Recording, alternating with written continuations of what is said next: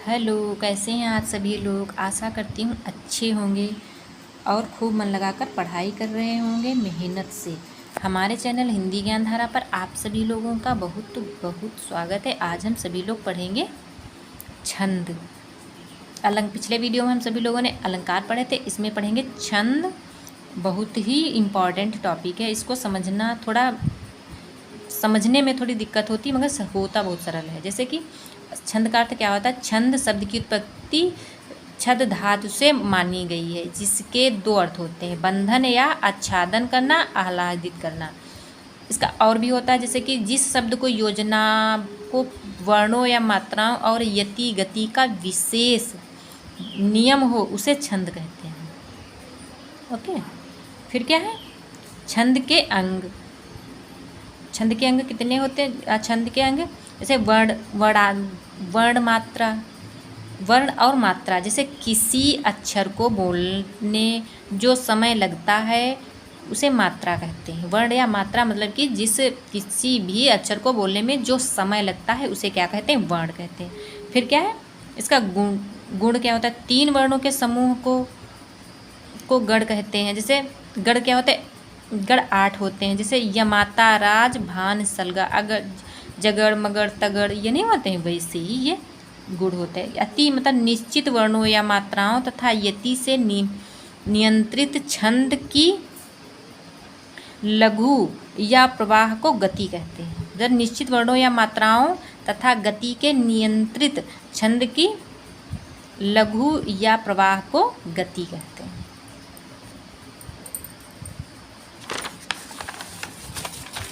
फिर क्या है, जैसे कि यति का तो छंद को पढ़ते समय नियमानुसार निश्चित स्थान पर यति कहते हैं। निश्चित स्थान पर जो मतलब समय स्थान के यति कहते हैं। जैसे छंद को पढ़ते समय जो नियमानुसार नियम होता है उसको यति कहते हैं। चरण गद्य के प्रायः चतुर्थांश को चरण कहते हैं। इसी को पद भी कहते हैं। क्या, गद्य के प्रायः चतुर्थांश को चरण कहते हैं, उसी को पद भी कहा जाता है।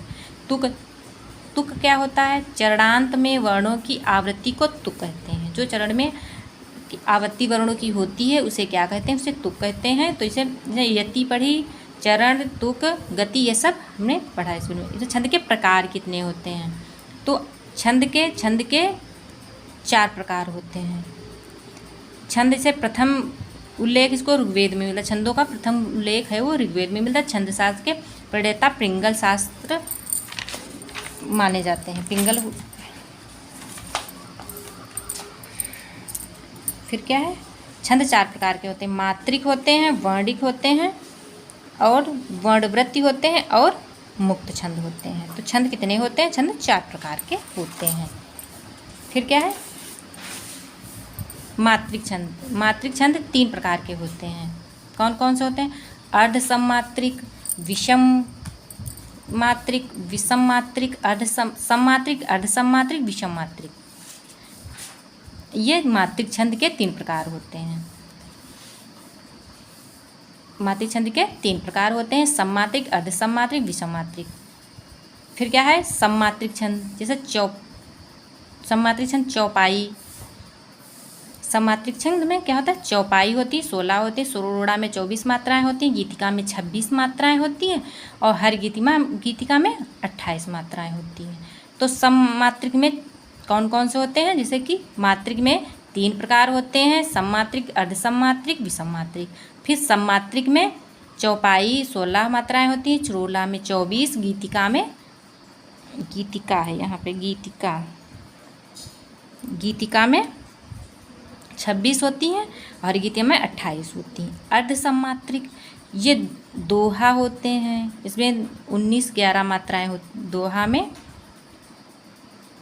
13 और 11 मात्राएं होती हैं। ये गलती से 9 बन गया है यहाँ पर, 13 और 11 मात्राएं होती हैं। फिर क्या है, सोरठा में 11-13 मात्राएं होती हैं। फिर वैरों में 12 और 7 मात्राएं होती हैं। और फिर उल्लाला में 15-13 मात्राएं होती हैं। तो कैसे अर्धसमात्रिक में दोहा में 13 11, सोरठा में 11 11 13, मतलब दोहा सोरठा, दोहा का उल्टा सोरठा होता है। वैरव 12 और 7 मात्राएं होती हैं। उल्लाला में 15 और 13 मात्राएं होती हैं। तो ये अर्धसमात्रिक है। और ये मात्रिक का बता रहे हैं, मात्रिक छंद का। फिर है विषम मात्रिक छंद। विषम मात्रिक छंद में इसमें कुंडलियाँ होती हैं, दोहा होते हैं, छप्पय होती हैं, मतलब कुंडलियाँ छप्पय। तो इसमें प्रत्येक चरण में 24 मात्राएं होती हैं। इसमें दोहा रोला को मिलाकर कुंडलिया बनता है। छप्पय में ये चार चरण होते हैं, इसमें 24 मात्राएं होती हैं। रोला और उल्लाला को मिलाकर छप्पय बनता है। तो ये याद कर रखना बहुत ज़रूरी है। इसमें 6 चरण होते हैं। विषम मात्रिक छंद में 6 चरण होते हैं। इसमें कुंडलिया में रोला, दोहा और रोला को मिलाकर कुंडलिया बनता है। दोहा और रोला। और छप्पय में रोला और उल्लाला को मिलाकर छप्पय बनते हैं। तो इसमें प्रथम 4 चरण में 24 मात्राएं होती हैं। इसमें प्रथम मात्रा में दो मतलब 2 जो हो जाता है इसमें, तो 2 28 मात्राएं होती हैं। 2 चरणों में 28 मात्राएं होती हैं। तो हम सभी लोगों ने आज क्या पढ़ा है? छंद में हमने पढ़े मात्रिक छंद, सम्मात्रिक, विषम मात्रिक। ये सब किसके अंतर आते हैं?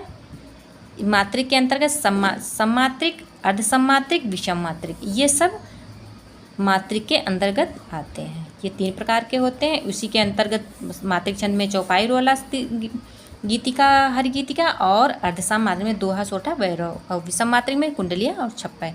ये हम सभी लोगों ने इसको पढ़ा। अब इसके आगे पढ़ने के लिए दूसरे वीडियो में पढ़ेंगे।